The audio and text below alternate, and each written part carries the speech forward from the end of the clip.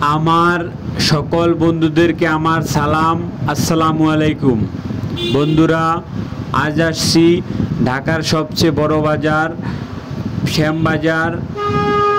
আজ আসছি পাইকারি মালের রেট জানার জন্য। আপনারা দেখতে পাচ্ছেন শুধু আলু আর আলু, যেদিকে চোখ যায় শুধু আলু।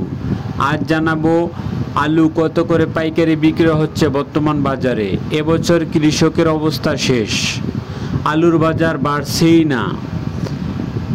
আলুর বাজার একদম কম, পানির দামে এখন আলু বিক্রি করা হচ্ছে। আপনারা দেখতে পাচ্ছেন যে আলুগুলা দেখতে পাচ্ছেন, এই আলুগুলো আজ বিক্রি হচ্ছে মাত্র 13 টাকা করে।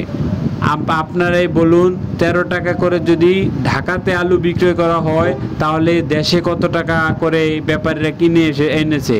নিশ্চয়ই 3 টাকা 4 টাকা। 1 কেজি মাল ঢাকায় আনতে 3 টাকা 4 টাকা গাড়ি ভাড়া লাগে। ব্যাপারীরা কিছু লাভ করছে, তাহলে কৃষক কি টাকাটা পেয়েছে? কৃষক অনেক লসে রয়েছে।